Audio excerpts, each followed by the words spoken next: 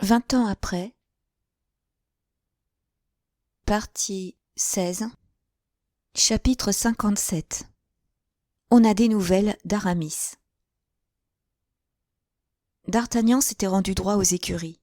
Le jour venait de paraître, il reconnut son cheval et celui de Porthos attaché au râtelier, mais au râtelier vide. Il eut pitié de ces pauvres animaux et s'achemina vers un coin de l'écurie où il voyait reluire un peu de paille échappée sans doute à la razzia de la nuit.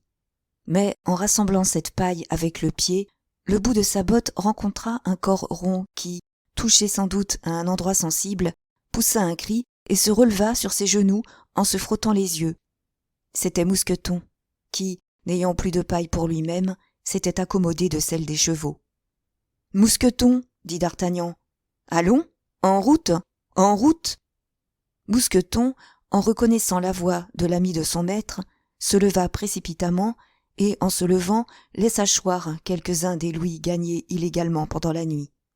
« Oh oh !» dit d'Artagnan en ramassant un louis et en le flairant. « Voilà de l'or qui a une drôle d'odeur. Il sent la paille. » Mousqueton rougit si honnêtement et parut si fort embarrassé que le Gascon se mit à rire et lui dit « Porthos se mettrait en colère, mon cher monsieur Mousqueton. Mais moi, je vous pardonne.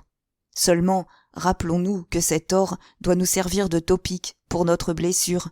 Et soyons gais, allons. » Mousqueton prit à l'instant même une figure des plus hilares, sella avec activité le cheval de son maître et monta sur le sien sans trop faire de grimaces.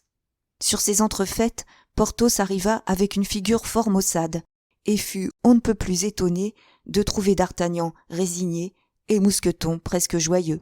« Ah ça !» dit-il, « nous avons donc, vous, votre grade, et moi, ma baronnie ?»« Nous allons en chercher les brevets, » dit d'Artagnan, « et à notre retour, maître Mazzarini les signera. »« Et où allons-nous » demanda Porthos. « À Paris d'abord, » répondit d'Artagnan, « j'y veux régler quelques affaires. »« Allons à Paris, » dit Porthos. Et tous deux partirent pour Paris. En arrivant aux portes, ils furent étonnés de voir l'attitude menaçante de la capitale. Autour d'un carrosse brisé en morceaux, le peuple vociférait des imprécations, tandis que les personnes qui avaient voulu fuir étaient prisonnières, c'est-à-dire un vieillard et 2 femmes. Lorsqu'au contraire d'Artagnan et Porthos demandèrent l'entrée, il n'est sorte de caresse qu'on ne leur fit. On les prenait pour des déserteurs du parti royaliste, et on voulait se les attacher. « Que fait le roi ?» demanda-t-on. « Il dort. »« Et l'Espagnol ?»« Elle rêve. »« Et l'Italien maudit ?»« Il veille. Ainsi tenez-vous ferme, car s'ils sont partis, c'est bien certainement pour quelque chose. Mais comme, au bout du compte, vous êtes les plus forts, continua d'Artagnan, ne vous acharnez pas après des femmes et des vieillards, et prenez-vous-en aux causes véritables. » Le peuple entendit ces paroles avec plaisir et laissa aller les dames, qui remercièrent d'Artagnan par un éloquent regard. « Maintenant, en avant !» dit d'Artagnan. Et ils continuèrent leur chemin, traversant les barricades, enjambant les chaînes, poussés, interrogés, interrogeant. À la place du palais royal, d'Artagnan vit un sergent qui faisait faire l'exercice à 500 ou 600 bourgeois. C'était Planchet, qui utilisait au profit de la milice urbaine ses souvenirs du régiment de Piémont. En passant devant d'Artagnan, il reconnut son ancien maître. « Bonjour, monsieur d'Artagnan, » dit Planchet d'un air fier. « Bonjour, monsieur Dulaurier, » répondit d'Artagnan. Planchet s'arrêta court, fixant sur d'Artagnan de grands yeux ébahis. Le premier rang, voyant son chef s'arrêter, s'arrêta à son tour, ainsi de suite jusqu'au dernier. « Ces bourgeois sont affreusement ridicules, » dit d'Artagnan à Porthos. Et il continua son chemin. 5 minutes après, il mettait pied à terre à l'hôtel de la Chevrette. La belle Madeleine se précipita au-devant de d'Artagnan. « Ma chère madame Turquaine, » dit d'Artagnan, « si vous avez de l'argent, enfouissez-le vite. Si vous avez des bijoux, cachez-les promptement. Si vous avez des débiteurs, faites-vous payer. Si vous avez des créanciers, ne les payez pas. »« Pourquoi cela ?» demanda Madeleine. « Parce que Paris va être réduit en cendres, ni plus ni moins que Babylone, dont vous avez sans doute entendu parler. »« Et vous me quittez dans un pareil moment ?»« À l'instant même, » dit d'Artagnan. « Et où allez-vous ? Ah, si vous pouvez me le dire, vous me rendrez un véritable service. »« Ah, mon Dieu, mon Dieu !»« Avez-vous des lettres pour moi ?» demanda d'Artagnan en faisant signe de la main à son hôtesse qu'elle devait s'épargner les lamentations, attendu que les lamentations seraient superflues. « Il y en a une qui vient justement d'arriver. » Et elle donna la lettre à d'Artagnan. « D'Athos !» s'écria d'Artagnan en reconnaissant l'écriture ferme et allongée de leur ami. « Ah !» fit Porthos, « voyons un peu quelle chose il dit. » D'Artagnan ouvrit la lettre et lut. « Cher d'Artagnan, cher du Vallon, mes bons amis, peut-être recevez-vous de mes nouvelles pour la dernière fois. Aramis et moi, nous sommes bien malheureux. Mais Dieu, notre courage et le souvenir de notre amitié nous soutiennent. Pensez bien à Raoul. Je vous recommande les papiers qui sont à Blois, et dans 2 mois et demi, si vous n'avez pas reçu de nos nouvelles, prenez-en connaissance. Embrassez le vicomte de tout votre cœur pour votre ami dévoué, Athos. »« Je le crois par Dieu bien que je l'embrasserai, » dit d'Artagnan, « avec cela qu'il est sur notre route, et s'il a le malheur de perdre notre pauvre Athos, de ce jour, il devient mon fils. Et moi, dit Porthos, je le fais mon légataire universel. » Voyons, que dit encore Athos ? « Si vous rencontrez par les routes un monsieur Mordaunt, défiez-vous-en. Je ne puis vous en dire davantage dans ma lettre. »« Monsieur Mordaunt ?» dit avec surprise d'Artagnan. « Monsieur Mordaunt, c'est bon, dit Porthos, on s'en souviendra. Mais voyez donc, il y a un post-scriptum d'Aramis. »« En effet, dit d'Artagnan. » Et il lut. « Nous vous cachons le lieu de notre séjour, chers amis, connaissant votre dévouement fraternel et sachant bien que vous viendriez mourir avec nous. »« Sacrebleu !» interrompit Porthos avec une explosion de colère qui fit bondir Mousqueton à l'autre bout de la chambre. « Sont-ils donc en danger de mort ?» D'Artagnan continua. « Athos vous lègue Raoul, et moi, je vous lègue une vengeance. Si vous mettez par bonheur la main sur un certain Mordaunt, dites à Porthos de l'emmener dans un coin et de lui tordre le cou. Je n'ose vous en dire davantage dans une lettre. Aramis. »« Si ce n'est que cela, dit Porthos, c'est facile à faire. »« Au contraire, dit d'Artagnan d'un air sombre, c'est impossible. »« Et pourquoi cela ? C'est justement ce monsieur Mordaunt que nous allons rejoindre à Boulogne et avec lequel nous passons en Angleterre. »« Eh bien, si au lieu d'aller rejoindre ce monsieur Mordaunt, nous allions rejoindre nos amis, dit Porthos avec un geste capable d'épouvanter une armée. J'y ai bien pensé, dit d'Artagnan. Mais la lettre n'a ni date ni timbre. C'est juste, dit Porthos. Et il se mit à errer dans la chambre comme un homme égaré, gesticulant et tirant à tout moment son épée au tiers du fourreau. Quant à d'Artagnan, il restait debout comme un homme consterné, et la plus profonde affliction se peignait sur son visage. « Ah, c'est mal, disait-il. Athos nous insulte. Il veut mourir seul, c'est mal. » Mousqueton, voyant ces 2 grands désespoirs, fondait en larmes dans son coin. « Allons, dit d'Artagnan, tout cela ne mène à rien. Partons, allons embrasser Raoul, comme nous avons dit, et peut-être aura-t-il reçu des nouvelles d'Athos. »« Tiens, c'est une idée, dit Porthos. En vérité, mon cher d'Artagnan, je ne sais pas comment vous faites, mais vous êtes plein d'idées. Allons embrasser Raoul. »« Gare à celui qui regarderait mon maître de travers en ce moment, dit Mousqueton. Je ne donnerai pas un denier de sa peau. » On monta à cheval et l'on partit. En arrivant à la rue Saint-Denis, les amis trouvèrent un grand concours de peuple. C'était M. de Beaufort qui venait d'arriver du Vendômois et que le coadjuteur montrait aux Parisiens émerveillés et joyeux. Avec M. de Beaufort, ils se regardaient désormais comme invincibles. Les 2 amis prirent par une petite rue pour ne pas rencontrer le prince et gagnèrent la barrière Saint-Denis. « Est-il vrai, dirent les gardes aux 2 cavaliers, que M. de Beaufort est arrivé dans Paris ? » « Rien de plus vrai, dit d'Artagnan, et la preuve, c'est qu'il nous envoie au-devant de M. de Vendôme, son père, qui va arriver à son tour. »« Vive M. de Beaufort !» crièrent les gardes. Et ils s'écartèrent respectueusement pour laisser passer les envoyés du grand prince.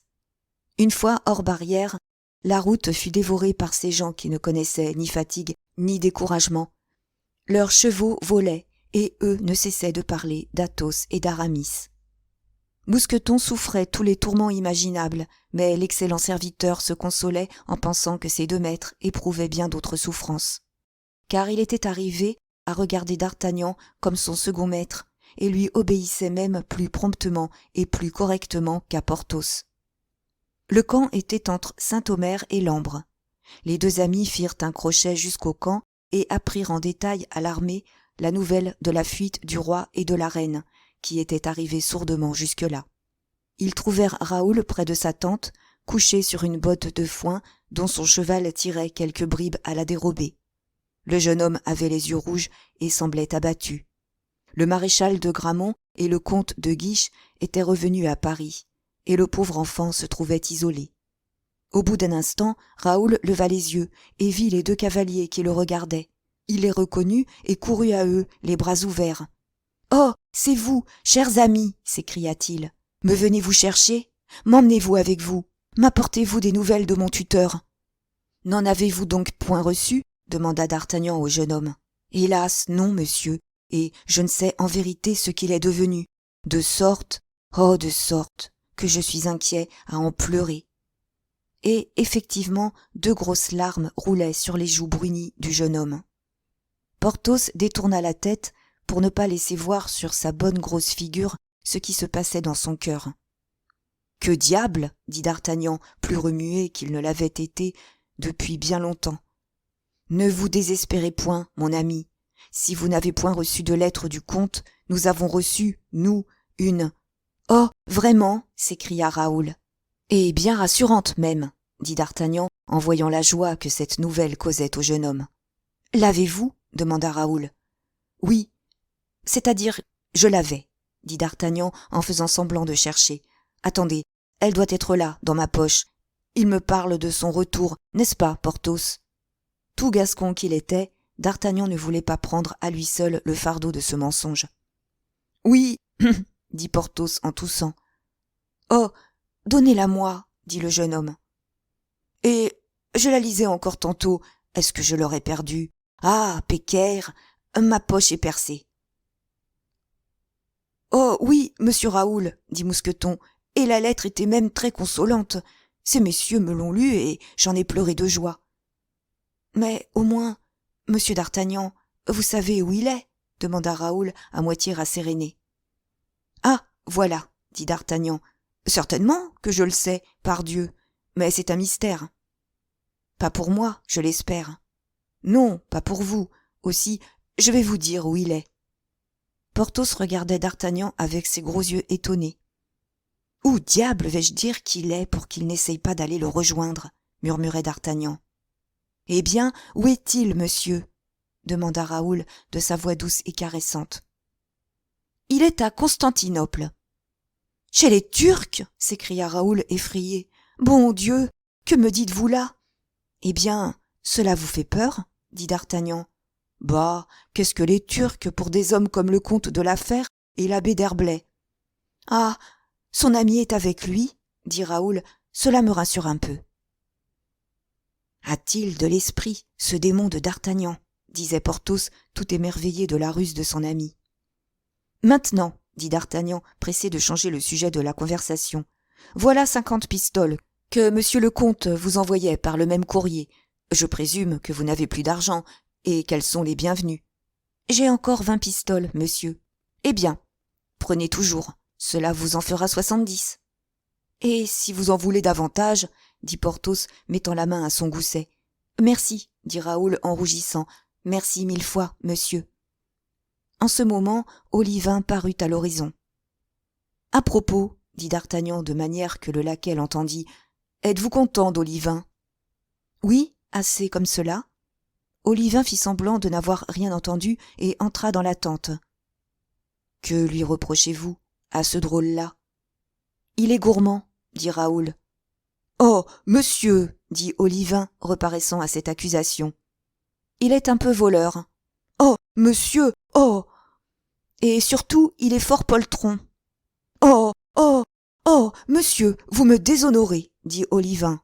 « Peste, dit d'Artagnan, apprenez, maître Olivain, que des gens tels que nous ne se font pas servir par des poltrons. Volez votre maître, mangez ses confitures et buvez son vin, mais, cas de Dieu, ne soyez pas poltron, ou je vous coupe les oreilles. Regardez, monsieur Mousqueton, dites-lui de vous montrer les blessures honorables qu'il a reçues, et voyez ce que sa bravoure habituelle a mis de dignité sur son visage. Mousqueton était au 3e ciel, et eût embrassé d'Artagnan s'il l'eût osé. En attendant, il se promettait de se faire tuer pour lui si l'occasion s'en présentait jamais. « Renvoyez ce drôle, Raoul, dit d'Artagnan, car s'il est poltron, il se déshonorera quelques jours. »« Monsieur dit que je suis poltron » s'écria Olivain, « parce qu'il a voulu se battre l'autre jour avec un cornette du régiment de Gramont, et que j'ai refusé de l'accompagner. »« Monsieur Olivain, un laquais ne doit jamais désobéir, » dit sévèrement d'Artagnan, et le tirant à l'écart. « Tu as bien fait, dit-il, si ton maître avait tort, et voici un écu pour toi. Mais s'il est jamais insulté, et que tu ne te fasses pas couper en quartier près de lui, je te coupe la langue, et je t'en balaye la figure. Retiens bien ceci. » Olivain s'inclina et mit l'écu dans sa poche. « Et maintenant, ami Raoul, dit d'Artagnan, nous partons, monsieur du Vallon et moi, comme ambassadeurs. Je ne puis vous dire dans quel but, je n'en sais rien moi-même. Mais si vous avez besoin de quelque chose, écrivez à madame Madelon Turquenne, à la Chevrette, rue Tiquetonne, et tirez sur cette caisse comme sur celle d'un banquier. Avec ménagement, toutefois, car je vous préviens qu'elle n'est pas tout à fait si bien garnie que celle de monsieur d'Emery. » Et ayant embrassé son pupille par intérim, il le passa au robuste bras de Porthos, qui l'enlevèrent de terre et le tinrent un moment suspendu sur le noble cœur du redoutable géant. « Allons, dit d'Artagnan, en route !» Et ils repartirent pour Boulogne, où, vers le soir, ils arrêtèrent leurs chevaux trempés de sueur et blancs d'écume. À 10 pas de l'endroit où ils faisaient halte, avant d'entrer en ville, était un jeune homme vêtu de noir, qui paraissait attendre quelqu'un, et qui, du moment où il les avait vus paraître, n'avait point cessé d'avoir les yeux fixés sur eux. D'Artagnan s'approcha de lui, et voyant que son regard ne le quittait pas, « Eh, dit-il, l'ami, je n'aime pas qu'on me toise. »« Monsieur, dit le jeune homme sans répondre à l'interpellation de d'Artagnan, ne venez-vous pas de Paris, s'il vous plaît ?» D'Artagnan pensa que c'était un curieux qui désirait avoir des nouvelles de la capitale. « Oui, monsieur, dit-il d'un ton plus radouci. »« Ne devez-vous pas loger aux armes d'Angleterre ? » ?»« Oui, monsieur. »« N'êtes-vous pas chargé d'une mission de la part de son éminence monsieur le cardinal de Mazarin ? » ?»« Oui, monsieur. »« En ce cas, dit le jeune homme, c'est à moi que vous avez affaire.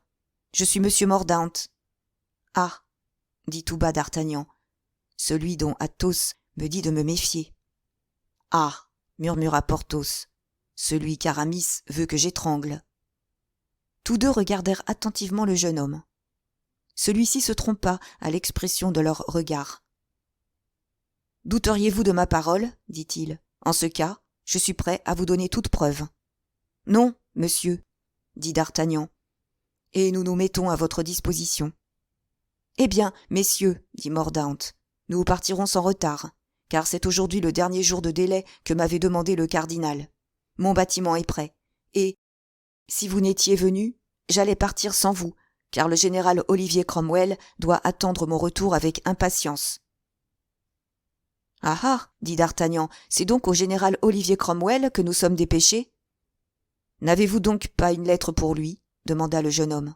« J'ai une lettre dont je ne devais rompre la double enveloppe qu'à Londres, mais puisque vous me dites à qui elle est adressée, il est inutile que j'attende jusque-là. » D'Artagnan déchira l'enveloppe de la lettre. Elle était en effet adressée à monsieur Olivier Cromwell, général des troupes de la nation anglaise. « Ah, fit d'Artagnan, singulière commission. »« Qu'est-ce que ce monsieur Olivier Cromwell ? » demanda tout bas Porthos. « Un ancien brasseur, » répondit d'Artagnan. « Est-ce que le Mazarin voudrait faire une spéculation sur la bière, comme nous en avons fait sur la paille ? » demanda Porthos. « Allons, allons, messieurs, dit Mordaunt, impatient, partons. »« Oh, oh, dit Porthos, sans souper ? Est-ce que monsieur Cromwell ne peut pas bien attendre un peu ? » « Oui, Mais moi, dit Mordaunt. Eh bien, vous, dit Porthos. Après, moi, je suis pressé. Oh, si c'est pour vous, dit Porthos, la chose ne me regarde pas, et je souperai avec votre permission ou sans votre permission. Le regard vague du jeune homme s'enflamma et parut prêt à jeter un éclair, mais il se contint. Monsieur, continua d'Artagnan, il faut excuser des voyageurs affamés. D'ailleurs, notre souper ne vous retardera pas beaucoup. Nous allons piquer jusqu'à l'auberge. Allez à pied jusqu'au port, nous mangeons un morceau, et nous y sommes en même temps que vous. Tout ce qu'il vous plaira, messieurs, pourvu que nous partions, dit Mordaunt. C'est bien heureux, murmura Porthos. Le nom du bâtiment, demanda d'Artagnan. Le Standard. C'est bien, dans une demi-heure nous serons à bord. Et tous deux, donnant de l'éperon à leurs chevaux, piquèrent vers l'hôtel des armes d'Angleterre. Que dites-vous de ce jeune homme? Demanda d'Artagnan tout en courant. Je dis qu'il ne me revient pas du tout, dit Porthos, et que je me suis senti une rude démangeaison de suivre le conseil d'Aramis. Gardez-vous-en, mon cher Porthos, cet homme est un envoyé du général Cromwell, et ce serait une façon de nous faire pauvrement recevoir, je crois, que de lui annoncer que nous avons tordu le cou à son confident. C'est égal, dit Porthos, j'ai toujours remarqué qu'Aramis était homme de bon conseil. Écoutez, dit d'Artagnan, quand notre ambassade sera finie. Après, s'il nous reconduit en France, eh bien, nous verrons. Les deux amis arrivèrent, sur ce, à l'hôtel des armes d'Angleterre, où ils soupèrent de grand appétit. Puis, incontinents, ils se rendirent sur le port. Un brick était prêt à mettre à la voile, et sur le pont de ce brick, ils reconnurent Mordaunt, qui se promenait avec impatience. « C'est incroyable, disait d'Artagnan, tandis que la barque le conduisait à bord du Standard. C'est étonnant comme ce jeune homme ressemble à quelqu'un que j'ai connu, mais je ne puis dire à qui. » Ils arrivèrent à l'escalier, et, un instant après, ils furent embarqués. Mais l'embarquement des chevaux fut plus long que celui des hommes, et le brick ne put lever l'ancre qu'à 8 heures du soir. Le jeune homme trépignait d'impatience et commandait que l'on couvrît les mâts de voile. Porthos, éreinté de 3 nuits sans sommeil et d'une route de 70 lieues faite à cheval, s'était retiré dans sa cabine et dormait. D'Artagnan, surmontant sa répugnance pour Mordaunt, se promenait avec lui sur le pont et faisait sans compte pour le forcer à parler. Mousqueton avait le mal de mer. Chapitre 58. L'Écossais parjure à sa foi, pour un denier vendit son roi. Et, maintenant, il faut que nos lecteurs laissent voguer tranquillement le Standard, non pas vers Londres, où d'Artagnan et Porthos croient aller, mais vers Durham, où des lettres reçues d'Angleterre pendant son séjour à Boulogne avaient ordonné à Mordaunt de se rendre, et nous suivent au camp royaliste, situé en deçà de la Tyne, auprès de la ville de Newcastle. C'est là, placé entre deux rivières, sur la frontière d'Écosse, mais sur le sol d'Angleterre, que s'étale l'étente d'une petite armée. Il est minuit, des hommes qu'on peut reconnaître à leurs jambes nues, à leurs jupes courtes, à leurs plaids bariolés et à la plume qui décore leurs bonnets pour des Highlanders, veillent nonchalamment. La lune, qui glisse entre deux gros nuages, éclaire à chaque intervalle qu'elle trouve sur sa route les mousquets des sentinelles et découpe en vigueur les murailles, les toits et les clochers de la ville, que Charles Ier vient de rendre aux troupes du Parlement ainsi qu'Oxford et Newark, qui tenaient encore pour lui dans l'espoir d'un accommodement. À l'une des extrémités du camp, près d'une tente immense, pleine d'officiers écossais tenant une espèce de conseil présidé par le vieux comte de Lowen, leur chef, un homme, vêtu en cavalier, dort couché sur le gazon et la main droite étendue sur son épée. À 50 pas de là, un autre homme, vêtu aussi en cavalier, cause avec une sentinelle écossaise, et grâce à l'habitude qu'il paraît avoir, quoique étranger, de la langue anglaise, il parvient à comprendre les réponses que son interlocuteur lui fait dans le patois du comté de Perth. Comme 1 heure du matin sonnait à la ville de Newcastle, le dormeur s'éveilla, et après avoir fait tous les gestes d'un homme qui ouvre les yeux après un profond sommeil, il regarda attentivement autour de lui. Voyant qu'il était seul, il se leva et, faisant un détour, alla passer près du cavalier qui causait avec la sentinelle. Celui-ci avait sans doute fini ses interrogations, car après un instant, il prit congé de cet homme et suivit sans affectation la même route que le premier cavalier que nous avons vu passer. À l'ombre d'une tente placée sur le chemin, l'autre l'attendait. « Eh bien, mon cher ami, lui dit-il dans le plus pur français qui ait jamais été parlé de Rouen à Tours. « Eh bien, mon ami, il n'y a pas de temps à perdre, et il faut prévenir le roi. » « Que se passe-t-il donc ? Ce serait trop long à vous dire, d'ailleurs, vous l'entendrez tout à l'heure. Puis, le moindre mot prononcé ici peut tout perdre. Allons trouver Milord de Winter. » Et tous deux s'acheminèrent vers l'extrémité opposée du camp, mais comme le camp ne couvrait pas une surface de plus de 500 pas carrés, ils furent bientôt arrivés à la tente de celui qu'ils cherchaient. « Votre maître dort-il, Tony ?» dit en anglais l'un des deux cavaliers à un domestique couché dans un premier compartiment qui servait d'antichambre. « Non, monsieur le comte, » répondit le laquais, « je ne crois pas, ou ce serait depuis bien peu de temps, car il a marché pendant plus de 2 heures après avoir quitté le roi, et le bruit de ses pas a cessé à peine depuis 10 minutes. D'ailleurs, ajouta le laquais en levant la portière de la tente, vous pouvez le voir. » En effet, De Winter était assis devant une ouverture pratiquée comme une fenêtre, qui laissait pénétrer l'air de la nuit, et à travers laquelle il suivait mélancoliquement des yeux la lune perdue, comme nous l'avons dit tout à l'heure, au milieu de gros nuages noirs. Les deux amis s'approchèrent de Winter qui, la tête appuyée sur sa main, regardait le ciel. Il ne les entendit pas venir et resta dans la même attitude, jusqu'au moment où il sentit qu'on lui posait la main sur l'épaule. Alors, il se retourna, reconnut Athos et Aramis, et leur tendit la main. « Avez-vous remarqué, leur dit-il, comme la lune est ce soir couleur de sang ? » ?»« Non, dit Athos, elle m'a semblé comme à l'ordinaire. »« Regardez, chevalier, dit De Winter. »« Je vous avoue, dit Aramis, que je suis comme le comte de la Fère, et que je n'y vois rien de particulier. »« Comte, dit Athos, dans une position aussi précaire que la nôtre, c'est la terre qu'il faut examiner, et non le ciel.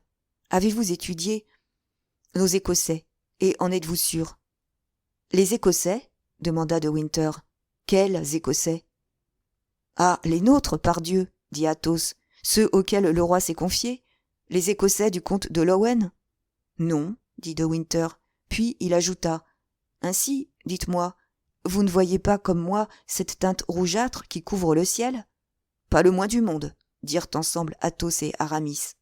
« Dites-moi, continua De Winter, toujours préoccupé de la même idée, n'est-ce pas une tradition en France que, la veille du jour où il fut assassiné, Henri IV, qui jouait aux échecs avec M. de Bassompierre, vit des taches de sang sur l'échiquier ? » ?»« Oui, dit Athos, et le maréchal me l'a raconté maintes fois à moi-même. »« C'est cela, murmura De Winter, et le lendemain, Henri IV fut tué. »« Mais quel rapport cette vision de Henri IV a-t-elle avec vous, comte ? » demanda Aramis.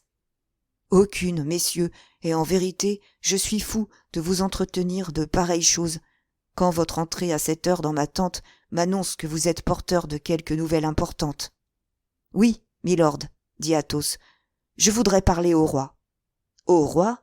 Mais le roi dort. J'ai à lui révéler des choses de conséquence. Ces choses ne peuvent-elles être remises à demain ? Il faut qu'il les sache à l'instant même, et peut-être est-il déjà trop tard. »« Entrons, messieurs, dit De Winter. » La tente de De Winter était posée à côté de la tente royale. Une espèce de corridor communiquait de l'une à l'autre. Ce corridor était gardé non pas par une sentinelle, mais par un valet de confiance de Charles Ier, afin qu'en cas urgent, le roi pût à l'instant même communiquer avec son fidèle serviteur. « Ces messieurs sont avec moi, dit De Winter. » Le laquais s'inclina et laissa passer. En effet, sur un lit de camp, vêtu de son pourpoint noir, chaussé de ses bottes longues, la ceinture lâche et son feutre près de lui, le roi Charles, cédant à un besoin irrésistible de sommeil, s'était endormi. Les hommes s'avancèrent, et Athos, qui marchait le premier, considéra un instant en silence cette noble figure si pâle, encadrée de ses longs cheveux noirs que collait à ses tempes la sueur d'un mauvais sommeil et que marbraient de grosses veines bleues qui semblaient gonfler de larmes sous ses yeux fatigués. Athos poussa un profond soupir. Ce soupir réveilla le roi, tant il dormait d'un faible sommeil. Il ouvrit les yeux. « Ah » dit-il en se soulevant sur son coude, « c'est vous, comte de la Fère ?»« Oui, sire, » répondit Athos. « Vous veillez tandis que je dors, et vous venez m'apporter quelques nouvelles ?»« Hélas, sire, » répondit Athos, « votre majesté a deviné juste. »« Alors, la nouvelle est mauvaise ?» dit le roi en souriant avec mélancolie. « Oui, sire. »« N'importe, le messager est le bienvenu, et vous ne pouvez entrer chez moi sans me faire toujours plaisir. Vous, dont le dévouement ne connaît ni patrie, ni malheur, vous m'êtes envoyé par Henriette. Quelle que soit la nouvelle que vous m'apportez, parlez donc avec assurance. »« Sire, M. Cromwell est arrivé cette nuit à Newcastle. »« Ah » fit le roi, « pour me combattre ?»« Non, sire, pour vous acheter. »« Que dites-vous ? » ?»« Je dis, sire, qu'il est dû à l'armée écossaise 400 000 livres sterling. »« Pour solde arriéré, oui, je le sais. Depuis près d'1 an, mes braves et fidèles Écossais se battent pour l'honneur. » Athos sourit. « Eh bien, sire, quoique l'honneur soit une belle chose, ils se sont lassés de se battre pour lui. Et, cette nuit, ils vous ont vendu pour 200 000 livres, c'est-à-dire pour la moitié de ce qui leur était dû. »« Impossible !» s'écria le roi. « Les Écossais vendre leur roi pour 200 000 livres !»« Les Juifs ont bien vendu leur Dieu pour 30 deniers. »« Et quel est le Judas qui a fait ce marché infâme ?»« Le comte de Lowen. »« En êtes-vous sûr, monsieur ? » ?»« Je l'ai entendu de mes propres oreilles. » Le roi poussa un soupir profond, comme si son cœur se brisait, et laissa tomber sa tête entre ses mains. « Oh, les Écossais !» dit-il. « Les Écossais ! Que j'appelais mes fidèles. Les Écossais, à qui je m'étais confié quand je pouvais fuir à Oxford. Les Écossais, mes compatriotes. Les Écossais, mes frères. Mais en êtes-vous bien sûr, monsieur ? Couché derrière la tente du comte de Lowen, dont j'avais soulevé la toile, j'ai tout vu, tout entendu. Et quand il doit se consommer, cet odieux marché ? Aujourd'hui, dans la matinée. Comme le voit votre majesté, il n'y a pas de temps à perdre. Pourquoi faire, puisque vous dites que je suis vendu ? Pour traverser la Tyne, pour gagner l'Écosse, pour rejoindre Lord Monrose, qui ne vous vendra pas, lui. Et que ferais-je en Écosse ? Une guerre de partisans ? Une pareille guerre est indigne d'un roi. L'exemple de Robert Bruce est là pour vous absoudre, sire. Non, non, il y a trop longtemps que je lutte. S'ils m'ont vendu, qu'ils me livrent, et que la honte éternelle de leur trahison retombe sur eux. Sire, dit Athos, peut-être est-ce ainsi que doit agir un roi, mais ce n'est point ainsi que doit agir un époux et un père. Je suis venu au nom de votre femme et de votre fille, et au nom de votre femme et de votre fille, et des 2 autres enfants que vous avez encore à Londres, je vous dis, vivez, sire, Dieu le veut. Le roi se leva, resserra sa ceinture, ceignit son épée, et essuyant d'un mouchoir son front mouillé de sueur. « Eh bien, dit-il, que faut-il faire ? Sire, avez-vous dans toute l'armée un régiment sur lequel vous puissiez compter ? » De Winter, dit le roi. Croyez-vous à la fidélité du vôtre ? Sire, ce ne sont que des hommes, et les hommes sont devenus bien faibles ou bien méchants. Je crois à leur fidélité, mais je n'en réponds pas. Je leur confierai ma vie, mais j'hésite à leur confier celle de votre majesté. Eh bien, dit Athos, à défaut de régiment, nous sommes 3 hommes dévoués. Nous suffirons. Que votre majesté monte à cheval, qu'elle se place au milieu de nous, nous traversons la Tyne, nous gagnons l'Écosse, et nous sommes sauvés. Est-ce votre avis, de Winter ? Demanda le roi. Oui, sire. Est-ce le vôtre, monsieur d'Herblay ? Oui, sire. Qu'il soit donc fait ainsi, que vous le voulez. De Winter, donnez les ordres. De Winter sortit. Pendant ce temps, le roi acheva sa toilette. Les premiers rayons du jour recommençaient à filtrer à travers les ouvertures de la tente lorsque De Winter entra. « Tout est prêt, sire, dit-il. »« Et nous ?» demanda Athos. « Grimaud et Blaisois vous tiennent vos chevaux tous scellés. »« En ce cas, dit Athos, ne perdons pas un instant et partons. »« Partons, dit le roi. »« Sire, dit Aramis, votre majesté ne prévient-elle pas ses amis ? » Mes amis, dit Charles Ier en secouant tristement la tête. Je n'en ai plus d'autres que vous trois. Un ami de 20 ans qui ne m'a jamais oublié, 2 amis de 8 jours que je n'oublierai jamais. Venez, messieurs, venez. Le roi sortit de sa tente et trouva effectivement son cheval prêt. C'était un cheval Isabelle qu'il portait depuis 3 ans et qu'il affectionnait beaucoup. Le cheval, en le voyant, hennit de plaisir. « Ah, dit le roi, j'étais injuste. Et voilà encore, sinon un ami, du moins un être qui m'aime. Toi, tu me seras fidèle, n'est-ce pas, Artus ?» Et comme s'il eût entendu ces paroles, le cheval approcha ses naseaux fumants du visage du roi, en relevant ses lèvres et en montrant joyeusement ses dents blanches. « Oui, oui, dit le roi en le flattant de la main. Oui, c'est bien, Artus, et je suis content de toi. » Et avec cette légèreté qui faisait du roi un des meilleurs cavaliers de l'Europe, Charles se mit en selle, et, se retournant vers Athos, Aramis et de Winter, « Eh bien, messieurs, dit-il, je vous attends. » Mais Athos était debout, immobile, les yeux fixés et la main tendue vers une ligne noire qui suivait le rivage de la Thine et qui s'étendait sur une longueur double de celle du camp. « Qu'est-ce que cette ligne ?» dit Athos, auquel les derniers ténèbres de la nuit, luttant avec les premiers rayons du jour, ne permettaient pas bien de distinguer encore. « Qu'est-ce que cette ligne ? Je ne l'ai pas vue hier. »« C'est sans doute le brouillard qui s'élève de la rivière, » dit le roi. « Sire, c'est quelque chose de plus compact qu'une vapeur. »« En effet, je vois comme une barrière rougeâtre, » dit de Winter. « C'est l'ennemi qui sort de Newcastle et qui nous enveloppe, » s'écria Athos. « L'ennemi » dit le roi. « Oui, l'ennemi. Il est trop tard. Tenez, tenez, sous ce rayon de soleil, là, du côté de la ville, voyez-vous reluire les côtes de fer ?» On appelait ainsi les cuirassiers dont Cromwell avait fait ses gardes. « Ah, dit le roi, nous allons savoir s'il est vrai que mes Écossais me trahissent. »« Qu'allez-vous faire ?» s'écria Athos. « Leur donner l'ordre de charger et passer avec eux sur le ventre de ces misérables rebelles. » Et le roi, piquant son cheval, s'élança vers la tente du comte de Lowen. « Suivons-le, dit Athos. « Allons, dit Aramis. »« Est-ce que le roi serait blessé ?» dit de Winter. « Je vois à terre des taches de sang. » Et il s'élança sur la trace des 2 amis. Athos l'arrêta. « Allez rassembler votre régiment, dit-il. Je prévois que nous en aurons besoin tout à l'heure. » De Winter tourna bride, et les 2 amis continuèrent leur route.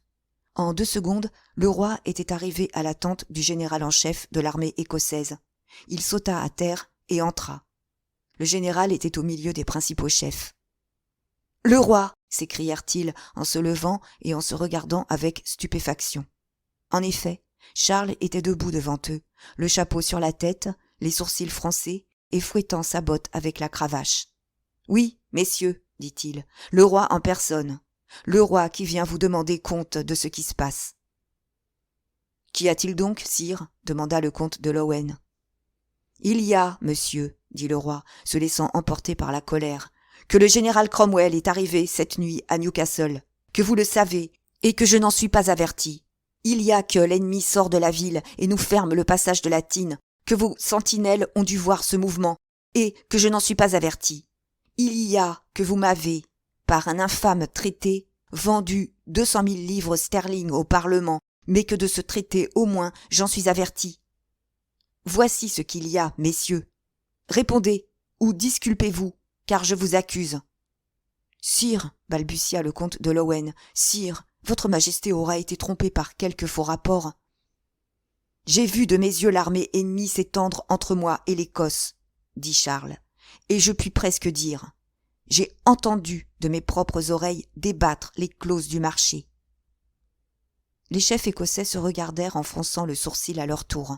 « Sire, murmura le comte de Lowen, courbé sous le poids de la honte, sire, nous sommes prêts à vous donner toute preuve. »« Je n'en demande qu'une seule, dit le roi. Mettez l'armée en bataille et marchons à l'ennemi. »« Cela ne se peut pas, sire, dit le comte. »« Comment ? Cela ne se peut pas.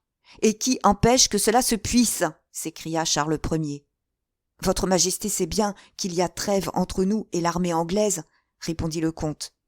S'il y a trêve, l'armée anglaise l'a rompue en sortant de la ville. contre les conventions qui l'y tenaient enfermé. Or, je vous le dis, il faut passer avec moi à travers cette armée et rentrer en Écosse. Et si vous ne le faites pas, eh bien, choisissez entre les deux noms qui font les hommes en mépris et en exécration aux autres hommes. Ou vous êtes des lâches, ou vous êtes des traîtres. Les yeux des Écossais flamboyèrent, et, comme cela arrive souvent en pareille occasion, ils passèrent de l'extrême honte à l'extrême impudence, et deux chefs de clan s'avançant de chaque côté du roi. « Eh bien, oui, dirent-ils, nous avons promis de délivrer l'Écosse et l'Angleterre de celui qui depuis 25 ans boit le sang et l'or de l'Angleterre et de l'Écosse. Nous avons promis, et nous tenons nos promesses. Roi Charles Stuart, vous êtes notre prisonnier. » Et tous deux étendirent en même temps la main pour saisir le roi.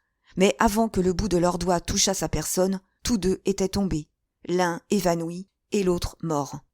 Athos avait assommé l'un avec le pommeau de son pistolet, et Aramis avait passé son épée au travers du corps de l'autre. Puis, comme le comte de Lorraine et les autres chefs reculaient devant ce secours inattendu qui semblait tomber du ciel à celui qu'ils croyaient déjà leur prisonnier, Athos et Aramis entraînèrent le roi hors de la tente parjure, où il s'était si imprudemment aventuré, et sautant sur les chevaux que les laquais tenaient préparés, tous trois reprirent au galop le chemin de la tente royale. En passant, ils aperçurent De Winter, qui accourait à la tête de son régiment. Le roi lui fit signe de les accompagner. Chapitre 59. Le vengeur. Tous quatre entrèrent dans la tente. Il n'y avait point de plan de fait. Il fallait en arrêter un. Le roi se laissa tomber sur un fauteuil. « Je suis perdu, » dit-il. « Non, sire, » répondit Athos, « vous êtes seulement trahi. » Le roi poussa un profond soupir. « Trahi par les Écossais, au milieu desquels je suis né, que j'ai toujours préféré aux Anglais. Oh, les misérables !»« Sire, » dit Athos, « ce n'est point l'heure des récriminations, mais le moment de montrer que vous êtes roi et gentilhomme. Debout, sire, debout, car vous avez du moins ici 3 hommes qui ne vous trahiront pas. Vous pouvez être tranquille. »« Ah, si seulement nous étions 5, murmura Athos en pensant à D'Artagnan et à Porthos. « Que dites-vous » demanda Charles en se levant. « Je dis, sire, qu'il n'y a plus qu'un moyen. Milord de Winter répond de son régiment, ou à peu près. Ne chicanons pas sur les mots. Il se met à la tête de ses hommes. Nous nous mettons, nous, aux côtés de Sa Majesté. Nous faisons une trouée dans l'armée de Cromwell et nous gagnons l'Écosse. »« Il y a encore un moyen, » dit Aramis, « c'est que l'un de nous prenne le costume et le cheval du roi. Tandis qu'on s'acharnerait après celui-là, le roi passerait peut-être. »« L'avis est bon, » dit Athos, « et si Sa Majesté veut faire à l'un de nous cet honneur, nous lui en serons bien reconnaissants. »« Que pensez-vous de ce conseil, De Winter ?» dit le roi, regardant avec admiration ces 2 hommes dont l'unique préoccupation était d'amasser sur leur tête les dangers qui le menaçaient. « Je pense, sire, que s'il y a un moyen de sauver votre majesté, M. d'Herblay vient de le proposer. Je supplie donc bien humblement votre majesté de faire promptement son choix, car nous n'avons pas de temps à perdre. Mais si j'accepte, c'est la mort, c'est tout au moins la prison pour celui qui prendra ma place. »« C'est l'honneur d'avoir sauvé son roi, » s'écria De Winter. Le roi regarda son vieil ami, les larmes aux yeux, détacha le cordon du Saint-Esprit qu'il portait pour faire honneur aux 2 Français qui l'accompagnaient, et le passa au cou de Winter, qui reçut à genoux cette terrible marque de l'amitié et de la confiance de son souverain. « C'est juste, » dit Athos, « il y a plus longtemps qu'il sert que nous. » Le roi entendit ces mots et se retourna, les larmes aux yeux. « Messieurs, dit-il, attendez un instant. J'ai aussi un cordon à donner à chacun de vous. » Puis il alla à une armoire où étaient renfermés ses propres ordres et prit 2 cordons de la jarretière. « Ces ordres ne peuvent être pour nous, » dit Athos. « Et pourquoi cela, monsieur ?» demanda Charles. « Ces ordres sont presque royaux et nous ne sommes que de simples gentilshommes. »« Passez-moi en revue tous les trônes de la terre, » dit le roi, « et trouvez-moi de plus grands cœurs que les vôtres. Non, non, vous ne vous rendez pas justice, messieurs, mais je suis là pour vous la rendre, moi. À genoux, comte. » Athos s'agenouilla. Le roi lui passa le cordon de gauche à droite, comme d'habitude, et levant son épée, au lieu de la formule habituelle « Je vous fais chevalier, soyez brave, fidèle et loyal », il dit « Vous êtes brave, fidèle et loyal. Je vous fais chevalier. monsieur le comte. Puis, se retournant vers Aramis, « À votre tour, monsieur le chevalier, dit-il. » Et la même cérémonie recommença avec les mêmes paroles, tandis que De Winter, aidé des écuyers, détachait sa cuirasse de cuivre pour être mieux pris pour le roi.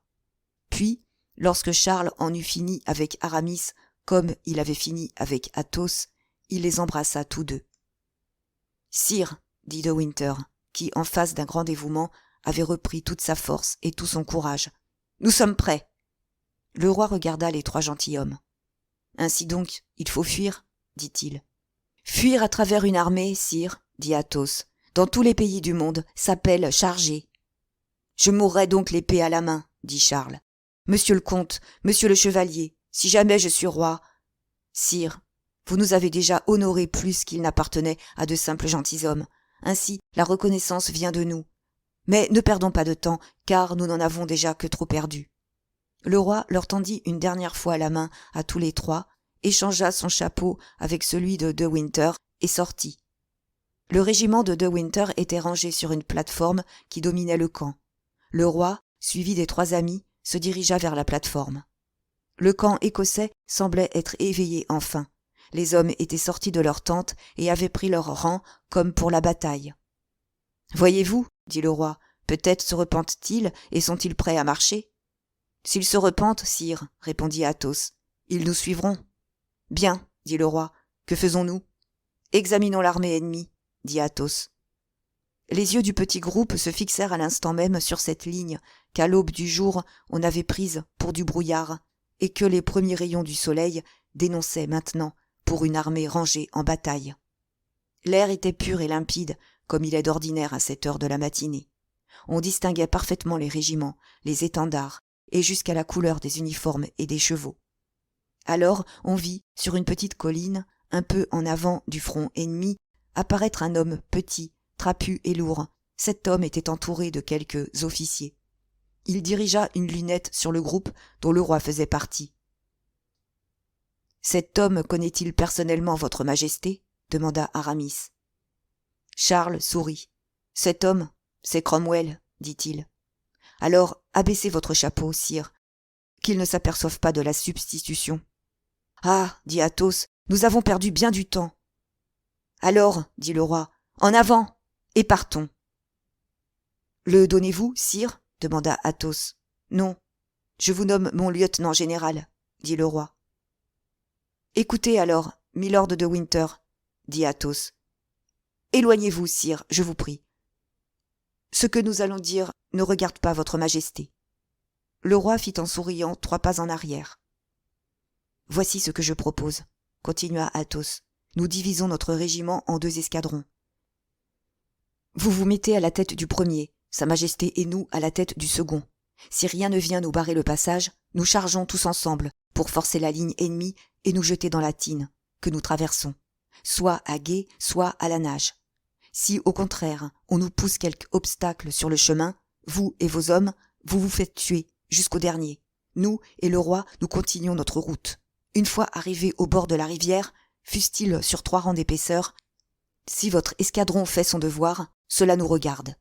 « À cheval, dit De Winter. « À cheval, dit Athos. Tout est prévu et décidé. »« Alors, messieurs, dit le roi, en avant. Rallions-nous à l'ancien cri de France. Montjoie et Saint-Denis. Le cri de l'Angleterre est répété maintenant par trop de traîtres. » On monta à cheval, le roi sur le cheval de Winter sur le cheval du roi. Puis De Winter se mit au premier rang du premier escadron, et le roi, ayant Athos à sa droite et Aramis à sa gauche, au premier rang du second. Toute l'armée écossaise regardait ces préparatifs avec l'immobilité et le silence de la honte. On vit quelques chefs sortir des rangs et briser leurs épées. « Allons, dit le roi, cela me console. Ils ne sont pas tous des traîtres. » En ce moment, la voix de Winter retentit. « En avant !» criait-il. Le premier escadron s'ébranla. Le second le suivit et descendit de la plate-forme. Un régiment de cuirassiers, à peu près égal en nombre, se développait derrière la colline et venait ventre à terre au-devant de lui. Le roi montra à Athos et à Aramis ce qui se passait. « Sire, dit Athos, le cas est prévu, et si les hommes de Winter font leur devoir, cet événement nous sauve au lieu de nous perdre. » En ce moment, on entendit par-dessus tout le bruit que faisaient les chevaux en galopant et hennissant, De Winter qui criait « Sabre en main !» Tous les sabres à ce commandement sortirent du fourreau et parurent comme des éclairs. « Allons, messieurs !» cria le roi à son tour, enivré par le bruit et par la vue. « Allons, messieurs, sabre en main !» Mais à ce commandement, dont le roi donna l'exemple, Athos et Aramis seuls obéirent. « Nous sommes trahis, » dit tout bas le roi. « Attendons encore, » dit Athos. « Peut-être n'ont-ils pas reconnu la voix de votre majesté, et attendent-ils l'ordre de leur chef d'escadron. »« N'ont-ils pas entendu celui de leur colonel ? Mais voyez !» s'écria le roi, arrêtant son cheval d'une secousse qui le fit plier sur ses jarrets, et saisissant la bride du cheval d'Athos. « Ah, lâche ! Ah, misérable ! Ah, traître !» criait De Winter, dont on entendait la voix, tandis que ses hommes, quittant leur rang, s'éparpillaient dans la plaine. Une quinzaine d'hommes à peine étaient groupés autour de lui et attendaient la charge des cuirassiers de Cromwell. « Allons mourir avec eux, » dit le roi. « Allons mourir, » dirent Athos et Aramis. « À moi tous les cœurs fidèles !» cria De Winter. Cette voix arriva jusqu'aux deux amis, qui partirent au galop. « Pas de quartier !» cria en français, et répondant à la voix de Winter, une voix qui les fit tressaillir. Quant à De Winter, au son de cette voix, il demeura pâle et comme pétrifié. Cette voix, c'était celle d'un cavalier monté sur un magnifique cheval noir et qui chargeait en tête du régiment anglais que, dans son ardeur, il devançait de 10 pas. « C'est lui !» murmura De Winter, les yeux fixes, et laissant pendre son épée à ses côtés. « Le roi ! Le roi !» crièrent plusieurs voix, se trompant au cordon bleu et au cheval Isabelle de Winter. « Prenez-le vivant !»« Non, ce n'est pas le roi !» s'écria le cavalier. « Ne vous y trompez pas. N'est-ce pas, milord de Winter, que vous n'êtes pas le roi ? N'est-ce pas que vous êtes mon oncle ?» Et, en même temps, Mordaunt, car c'était lui, dirigea le canon d'un pistolet contre De Winter. Le coup partit. La balle traversa la poitrine du vieux gentilhomme, qui fit un bond sur sa selle et retomba entre les bras d'Athos, en murmurant « Le vengeur !»« Souviens-toi de ma mère !» hurla Mordaunt, en passant outre, emporté qu'il était par le galop furieux de son cheval. « Misérable !» cria Aramis en lui lâchant un coup de pistolet presque à bout portant, et comme il passait à côté de lui. Mais l'amorce seule prit feu, et le coup ne partit point. En ce moment, le régiment tout entier tomba sur les quelques hommes qui avaient tenu, et les deux Français furent entourés, pressés, enveloppés. Athos, après s'être assuré que De Winter était mort, lâcha le cadavre et tirant son épée, « Allons, Aramis, pour l'honneur de la France. » Et les deux Anglais qui se trouvaient les plus proches des deux gentilshommes tombèrent tous deux frappés mortellement. Au même instant, un hurrah terrible retentit et 30 lames étincelèrent au-dessus de leur tête. Tout à coup, un homme s'élance du milieu des rangs anglais, qu'il bouleverse, bondit sur Athos, l'enlace de ses bras nerveux, lui arrache son épée en lui disant à l'oreille « Silence, rendez-vous. Vous rendre à moi, ce n'est pas vous rendre. » Un géant a aussi saisi les deux poignets d'Aramis, qui essaie en vain de se soustraire à sa formidable étreinte. « Rendez-vous, » lui dit-il en le regardant fixement. Aramis lève la tête. Athos se retourne. « Dard !» s'écria Athos, dont le Gascon ferma la bouche avec la main. « Je me rends, » dit Aramis en tendant son épée à Porthos. « Feu ! Feu !» criait Mordaunt en revenant sur le groupe où étaient les deux amis. « Et pourquoi feu ?» dit le colonel. « Tout le monde s'est rendu. »« C'est le fils de Milady, » dit Athos à D'Artagnan. « Je l'ai reconnu. »« C'est le moine, » dit Porthos à Aramis. « Je le sais. » En même temps, les rangs commencèrent à s'ouvrir. D'Artagnan tenait la bride du cheval d'Athos, Porthos celle du cheval d'Aramis. Chacun d'eux essayait d'entraîner son prisonnier loin du champ de bataille. Ce mouvement découvrit l'endroit où était tombé le corps de Winter. Avec l'instinct de la haine, Mordaunt l'avait retrouvé et le regardait, penché sur son cheval, avec un sourire hideux. Athos, tout calme qu'il était, mit la main à ses fentes encore garnies de pistolets. « Que faites-vous » dit D'Artagnan. « Laissez-moi le tuer. » Pas un geste qui puisse faire croire que vous le connaissez, ou nous sommes perdus tous quatre. » Puis, se retournant vers le jeune homme. « Bonne prise !» s'écria-t-il. « Bonne prise ! Ami Mordaunt, nous avons chacun le nôtre, Monsieur du Vallon et moi. Des chevaliers de la Jarretière, rien que cela. »« Mais, » s'écria Mordaunt, regardant Athos et Aramis avec des yeux sanglants, « mais ce sont des Français, ce me semble. »« Je n'en sais ma foi rien. Êtes-vous Français, monsieur ?» demanda-t-il à Athos. « Je le suis, » répondit gravement celui-ci. « Eh bien, mon cher monsieur, vous voilà prisonnier d'un compatriote. »« Mais le roi » dit Athos avec angoisse. « Le roi !» D'Artagnan serra vigoureusement la main de son prisonnier et lui dit « Et nous le tenons, le roi !»« Oui, » dit Aramis, « par une trahison infâme. » Porthos broya le poignet de son ami et lui dit avec un sourire « Eh, monsieur, la guerre se fait autant par l'adresse que par la force. Regardez. » En effet, on vit en ce moment l'escadron qui devait protéger la retraite de Charles s'avancer à la rencontre du régiment anglais, enveloppant le roi, qui marchait seul à pied, dans un grand espace vide. Le prince était calme en apparence, mais on voyait ce qu'il devait souffrir pour paraître calme. Ainsi, la sueur coulait de son front, et il s'essuyait les tempes et les lèvres avec un mouchoir qui, chaque fois, s'éloignait de sa bouche teint de sang. « Voilà Nabuchodonosor !» s'écria un des cuirassiers de Cromwell, vieux puritain dont les yeux s'enflammèrent à l'aspect de celui qu'on appelait le tyran. « Que dites-vous donc, Nabuchodonosor ?» dit Mordaunt avec un sourire effrayant. « Non, c'est le roi Charles Ier, le bon roi Charles qui dépouille ses sujets pour en hériter. » Charles leva les yeux vers l'insolent qui parlait ainsi, mais il ne le reconnut point. Cependant, la majesté calme et religieuse de son visage fit baisser le regard de Mordaunt. « Bonjour, messieurs, » dit le roi aux deux gentilshommes qu'il vit, l'un aux mains de D'Artagnan, l'autre aux mains de Porthos. « La journée a été malheureuse, mais ce n'est point votre faute. Dieu merci.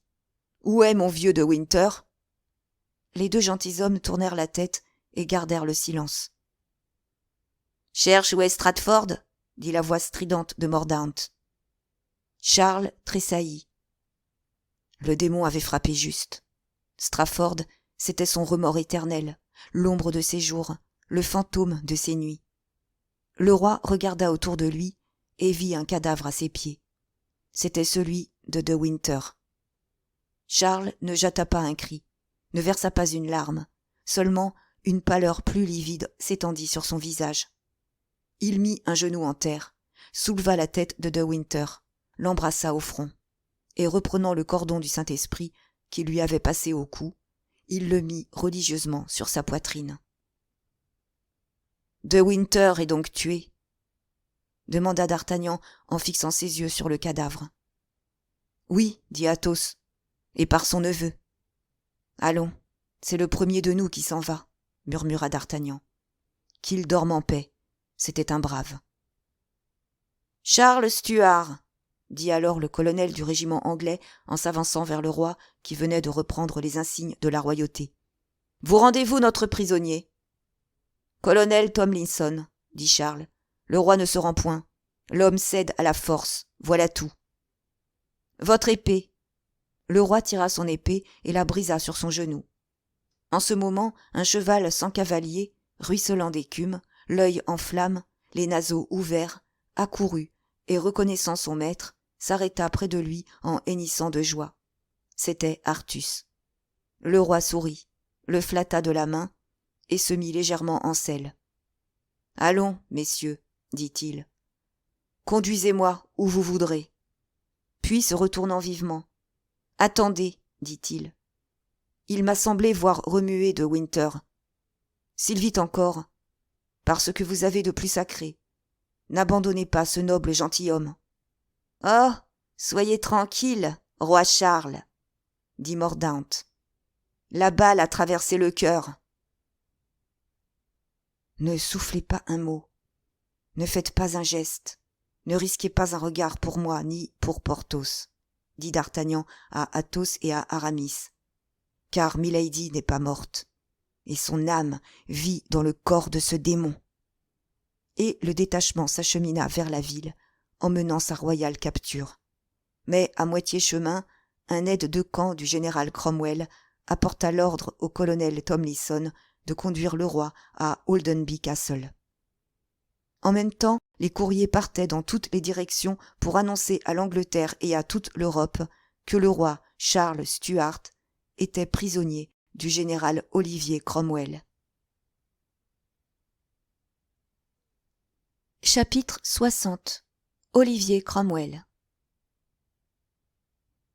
« Venez-vous chez le général ?» dit Mordaunt à d'Artagnan et à Porthos. « Vous savez qu'il vous a mandé après l'action. »« Nous allons d'abord mettre nos prisonniers en lieu de sûreté, » dit d'Artagnan à Mordaunt. « Savez-vous, monsieur, que ces gentilshommes valent chacun 1500 pistoles ?»« Oh, soyez tranquilles, » dit Mordaunt en les regardant d'un œil dont il essayait en vain de réprimer la férocité. « Mes cavaliers les garderont, et les garderont bien. Je vous réponds d'eux. »« Je les garderai encore mieux moi-même, » reprit d'Artagnan. « D'ailleurs, que faut-il ? Une bonne chambre avec des sentinelles, ou leur simple parole qu'ils ne chercheront pas à fuir. Je vais mettre ordre à cela, puis nous aurons l'honneur de nous présenter chez le général et de lui demander ses ordres pour son éminence. »« Vous comptez donc partir bientôt ? » demanda Mordaunt. « Notre mission est finie, et rien ne nous arrête plus en Angleterre que le bon plaisir du grand homme près duquel nous avons été envoyés. » Le jeune homme se mordit les lèvres, et se penchant à l'oreille du sergent, « Vous suivrez ces hommes, » lui dit-il, « vous ne les perdrez pas de vue, et quand vous saurez où ils sont logés, vous reviendrez m'attendre à la porte de la ville. » Le sergent fit signe qu'il serait obéi. Alors, au lieu de suivre le gros des prisonniers qu'on ramenait dans la ville, Mordaunt se dirigea vers la colline d'où Cromwell avait regardé la bataille et où il venait de faire dresser sa tente. Cromwell avait défendu qu'on laissât pénétrer personne près de lui, mais la sentinelle, qui connaissait Mordaunt pour un des confidents les plus intimes du général, pensa que la défense ne regardait point le jeune homme. Mordaunt écarta donc la toile de la tente et vit Cromwell assis devant une table, la tête cachée entre ses deux mains. En outre, il lui tournait le dos. Soit qu'il entendît ou non le bruit que fit Mordaunt en entrant, Cromwell ne se retourna point. Mordaunt resta debout près de la porte. Enfin, au bout d'un instant, Cromwell releva son front appesanti et, comme s'il eût senti instinctivement que quelqu'un était là, il tourna lentement la tête. « J'avais dit que je voulais être seul !» s'écria-t-il en voyant le jeune homme.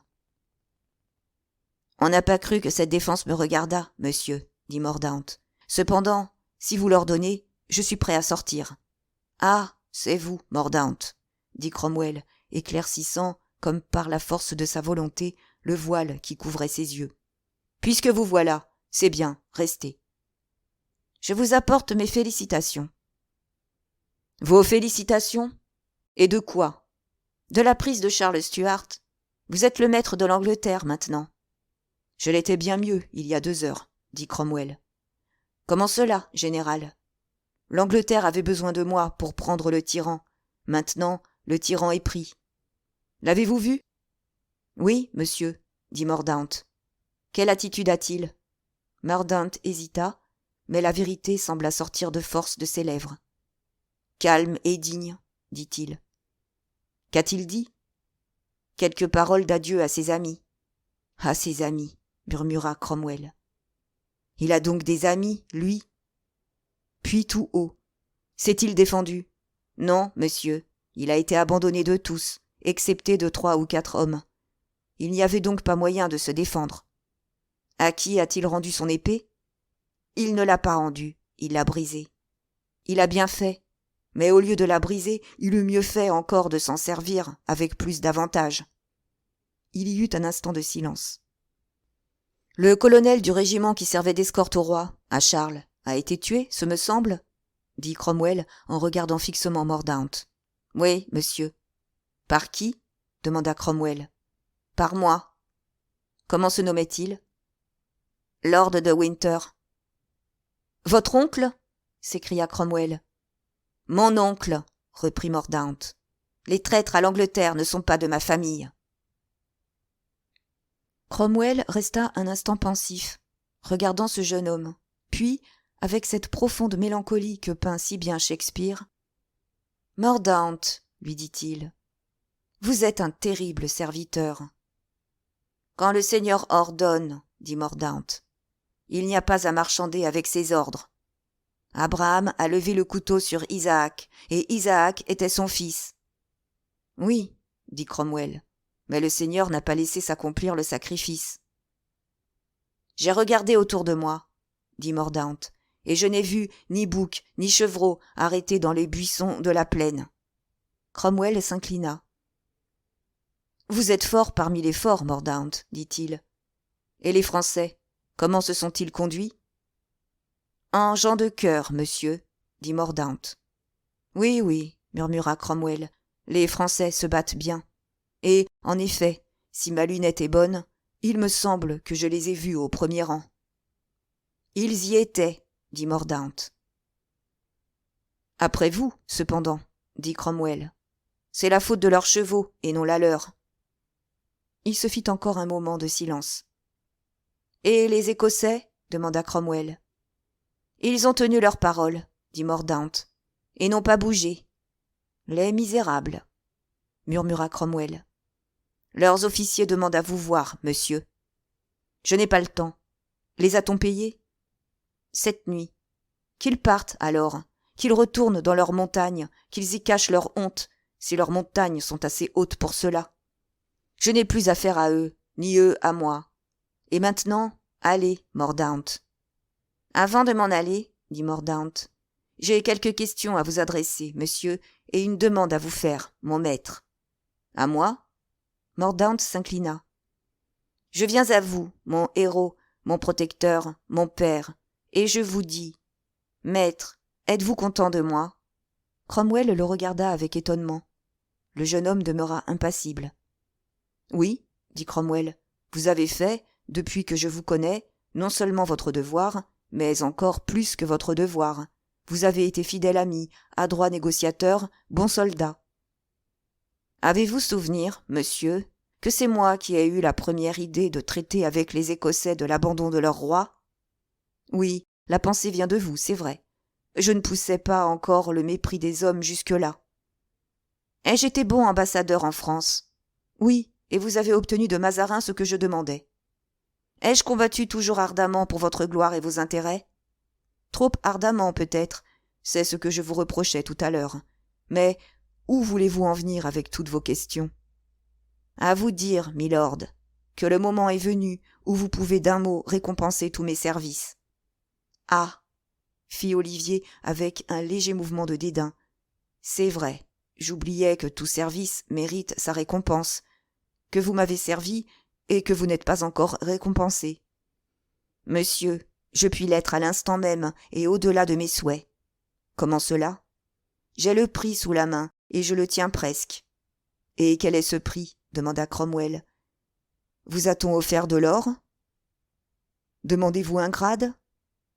Désirez-vous un gouvernement ? Monsieur, m'accorderez-vous ma demande ? Voyons ce qu'elle est d'abord. Monsieur, lorsque vous m'avez dit « Vous allez accomplir un ordre », vous ai-je jamais répondu « Voyons cet ordre » ? Si cependant votre désir était impossible à réaliser, lorsque vous avez eu un désir et que vous m'avez chargé de son accomplissement, vous ai-je jamais répondu « C'est impossible ». Mais une demande formulée avec tant de préparation… « Ah, soyez tranquille, monsieur, dit Mordaunt avec une simple expression. Elle ne vous minera pas. Eh bien donc, dit Cromwell, je vous promets de faire droit à votre demande autant que la chose sera en mon pouvoir. Demandez. Monsieur, répondit Mordaunt, on a fait ce matin 2 prisonniers. Je vous les demande. Ils ont donc offert une rançon considérable, dit Cromwell. Je les crois pauvres, au contraire, monsieur. Mais ce sont donc des amis à vous ? Oui, monsieur, s'écria Mordaunt, ce sont des amis à moi, de chers amis, et je donnerai ma vie pour la leur. Bien, Mordaunt, dit Cromwell, reprenant, avec un certain mouvement de joie, une meilleure opinion du jeune homme. Bien, je te les donne. Je ne veux même pas savoir qui ils sont. Fais-en ce que tu voudras. Merci, monsieur, s'écria Mordaunt. Merci. Ma vie est désormais à vous, et en la perdant, je vous serai encore redevable. Merci. Vous venez de me payer magnifiquement de mes services. Et il se jeta aux genoux de Cromwell, et, malgré les efforts du général puritain, qui ne voulait pas, ou qui faisait semblant de ne pas vouloir, se laisser rendre cet hommage presque royal, il prit sa main qu'il baisa. « Quoi » dit Cromwell, l'arrêtant à son tour au moment où il se relevait. « Pas d'autre récompense ? Pas d'or ? Pas de grade ? Vous m'avez donné tout ce que vous pouviez me donner, milord, et de ce jour je vous tiens quitte du reste. » Et Mordaunt s'élança hors de la tente du général avec une joie qui débordait de son cœur et de ses yeux. Cromwell le suivit du regard. « Il a tué son oncle, murmura-t-il. Hélas ! Quels sont donc mes serviteurs ? Peut-être celui-ci, qui ne me réclame rien, ou qui semble ne rien réclamer, a-t-il plus demandé devant Dieu que ceux qui viendront réclamer l'or des provinces et le pain des malheureux ? Personne ne me sert pour rien. Charles, qui est mon prisonnier, a peut-être encore des amis, et moi, je n'en ai pas. » Et il reprit en soupirant sa rêverie interrompue par Mordaunt.